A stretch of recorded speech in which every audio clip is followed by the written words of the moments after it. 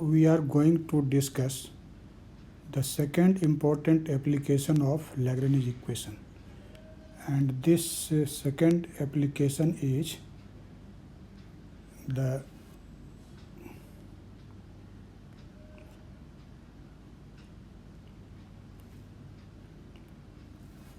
second application is regarding simple pendulum. We will solve the problem of simple pendulum by using Lagrange equation.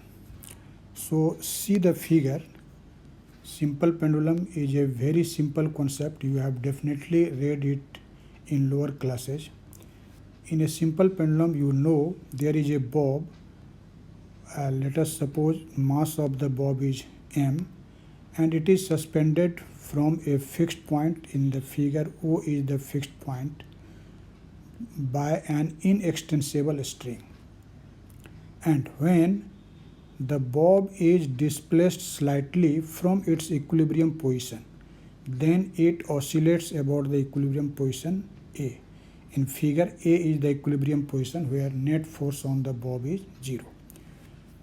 Now I have discussed already when we were reading the concept of constants that the constant imposed on the motion of the bob of a simple pendulum is holonomic, because here position of the bob is restricted. As you know that the bob always oscillates along a circular arc, so trajectory is fixed and so its position is restricted, and so hence this system is a holonomic system.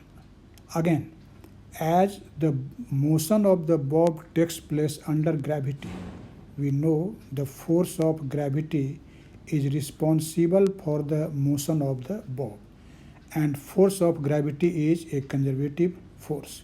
So you may say that a simple pendulum is a holonomic conservative system.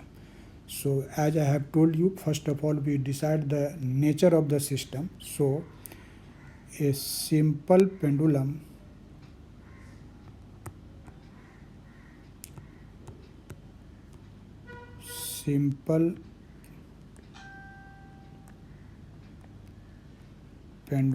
is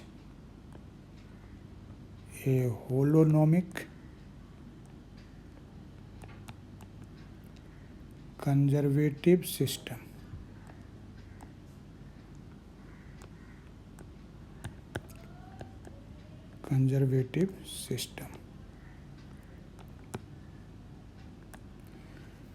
Again, when I have told you about the degrees of freedom of a system, what we have learned? We have learned that if a particle moves along a definite trajectory, in that condition degree of freedom is 1.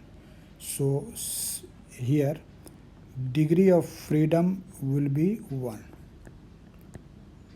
Degrees of freedom, F equal to 1. And as degree of freedom is 1, so definitely there will be only one generalized coordinate to describe the motion of a simple pendulum. And what will be that generalized coordinate? You know, if we use the polar coordinate, then the coordinates are r theta. And in this case, as r equal to L, and this is constant, so this L or R is not treated as an independent variable. So there is only one coordinate, which is theta, which will be used as a generalized coordinate. So in this case,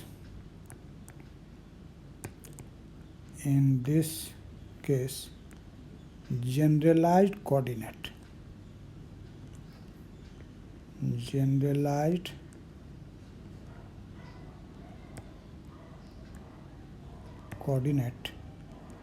there will be only one generalized coordinate as degree of freedom is 1. And what is that? That is equal to theta.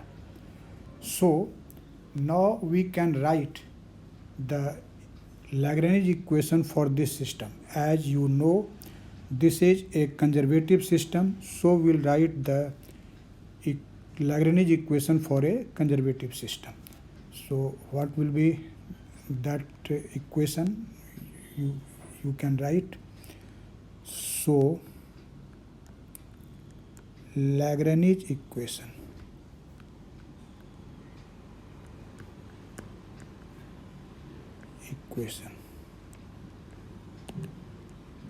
for a simple pendulum.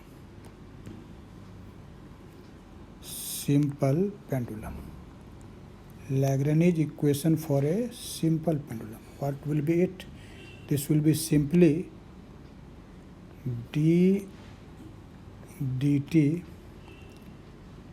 del L by del Q dot, and here Q is equal to theta, so this will be del theta dot and minus del L by del Q, and Q is theta, so del L by del theta, and this equal to 0. This is the Lagrange equation for a simple pendulum.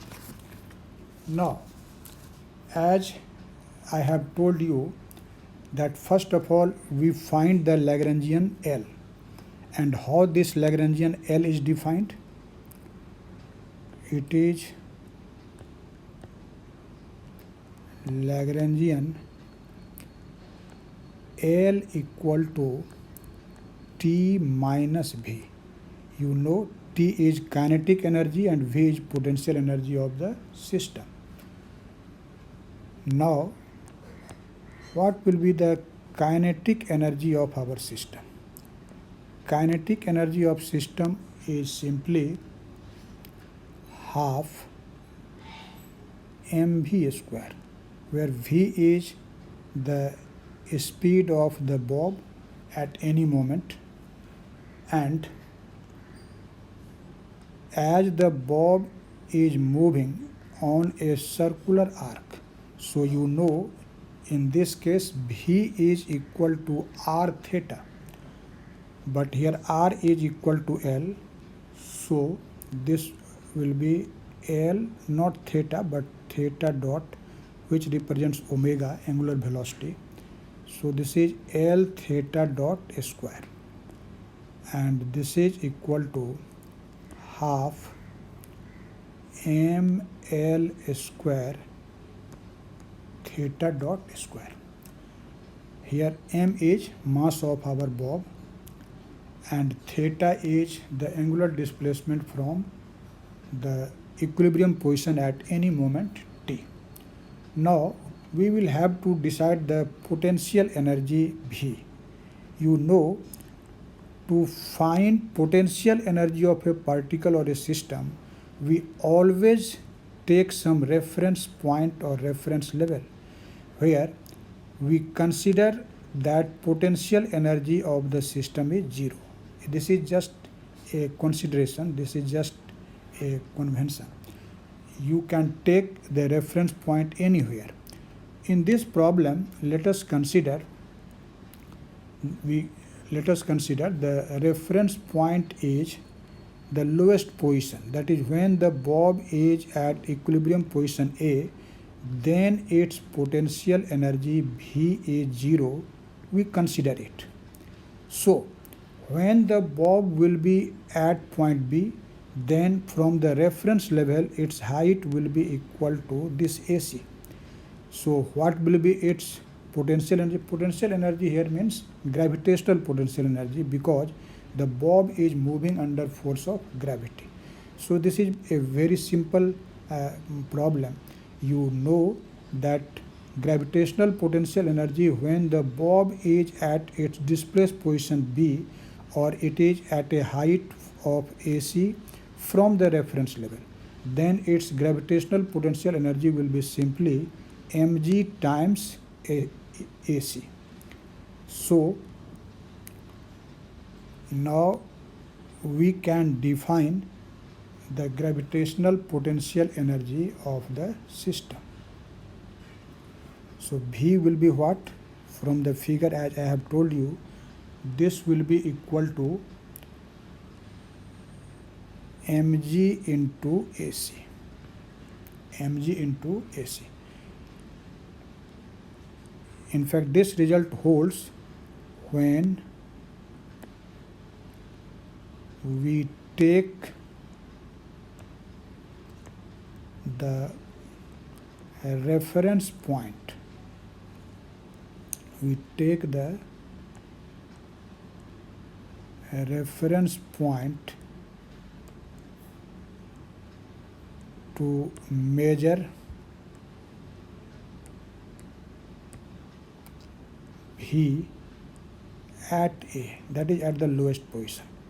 Then this will be the gravitational potential energy of the bulb or our system. And this is equal to what? This is, see the figure, this AC is equal to, in accordance with the figure, this AC will be equal to what? AC is equal to, see the figure, OA minus OC. This OA minus OC, this will be equal to AC. So this is OA minus AC. Now see the figure. OA is simply length of the string of the simple pendulum, and from geometry of figure you can say that OC is equal to L cos theta. L cos theta. So we can now say that the potential energy of the bulb V is equal to mgl into 1 minus cos theta. This is expression for potential energy of our system. So we have calculated kinetic energy T and potential energy V. So now we can find the Lagrangian of the system. Thus Lagrangian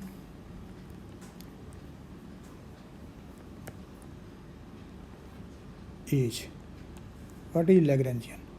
This is L equal to, T minus V. And as I have find expression for T and V, so substitute those expressions. T is half ml square theta dot square, and V is mgl into 1 minus cos theta. So this is the expression for Lagrangian of our system. This is also an important result. Sometimes you will ask to find the Lagrangian of a simple pendulum.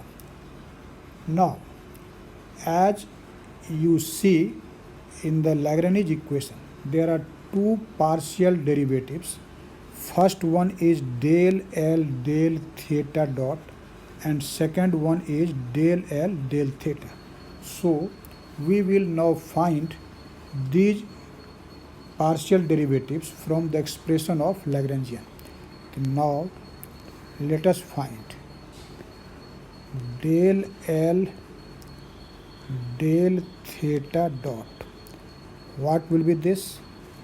We are differentiating partially with respect to theta dot, so theta will be treated constant. So this will be, see the above expression, half ml square times 2 theta dot and minus 0. So now we can say that this 2 and 2 will cancel out, and when 2 and 2 will cancel out, what will be our result? Our result is simply equal to what? This is ml square theta dot, ml square theta dot. Again, we will find the value of del L by del theta. Del L by del theta. See the expression. Now derivative of the first term will be 0, and here mgl is constant, and dc of 1 will be 0, and that of cos theta will be what? That will be minus sin theta, and so this is plus sin theta. That is, you may say this is minus mgl sin theta. Now we have calculated both of the partial derivatives occurring in the Lagrange equation. So now simply we substitute these two in Lagrange equation, and we will simplify the result. So let us put this in the Lagrange equation. Substituting these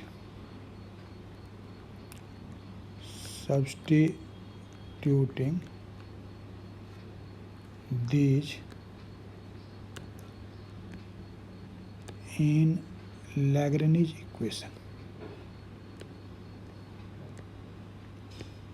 Lagrange equation. What we will get? We will get that d dt. See the equation. Here is del L del theta dot, and del L del theta dot is what?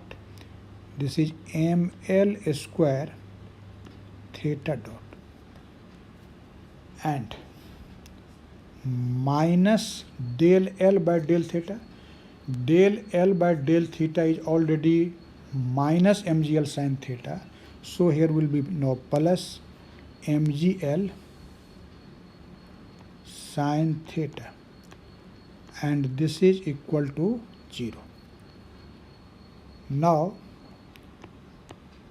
simplify this result. This is ml square, and when theta dot will be differentiated with respect to t, we will get theta double dot, and plus mgl sin theta equal to 0.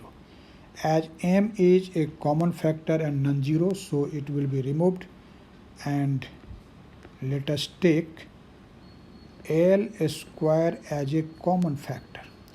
So the remaining terms will be theta double dot plus g over L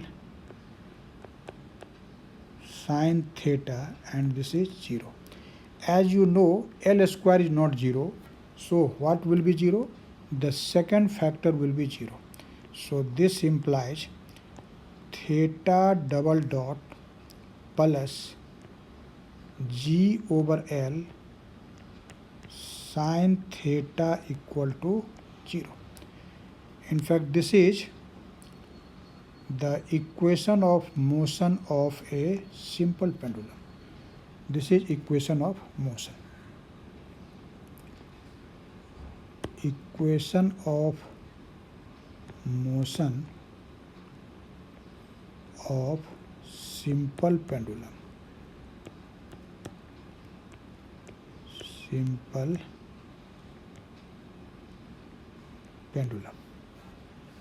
Now, if we consider this theta is very small, as in case of simple pendulum, we always consider it.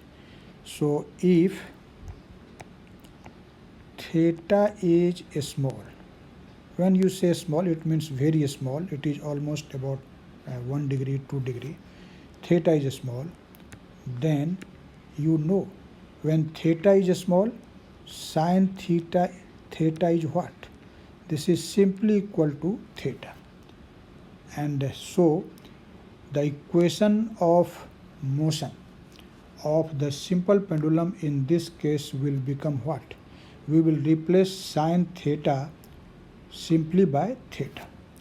So equation of motion equation of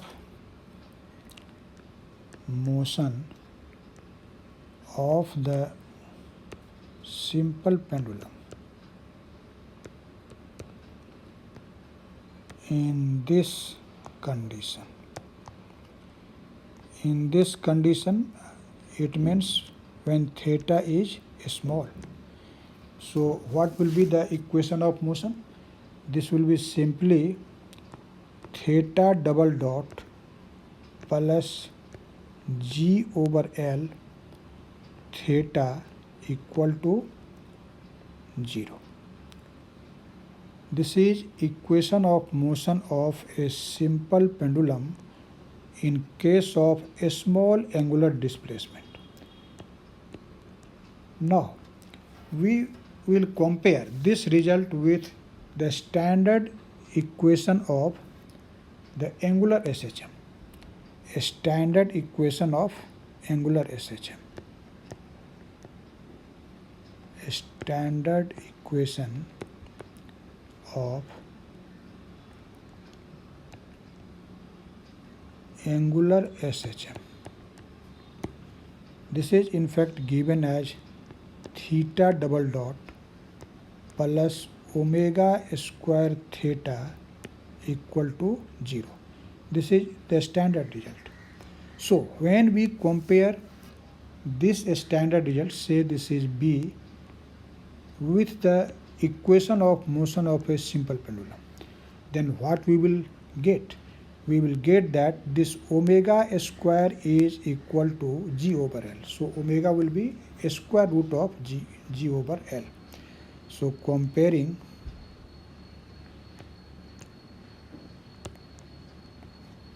A and B, what we find? Comparing A and B, we find that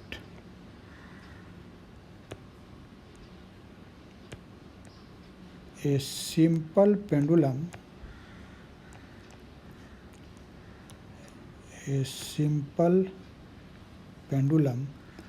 executes SHM with an angular frequency given as. What will be the angular frequency? This will be actually omega equal to root over G by L. And if we know the angular frequency, we can calculate the period of oscillation or time period of the pendulum. So time period of the pendulum. What will be the time period of the pendulum? You know, time period of a pendulum is what? This is in fact t equal to 2 pi root over 2 pi divided by omega. Time period will be t equal to 2 pi by omega, and this is equal to 2 pi root over L by G. This is a standard result. So we have solved the problem of simple pendulum using Lagrange equation of motion. That's all for today. In next lecture, we will meet together with some new applications.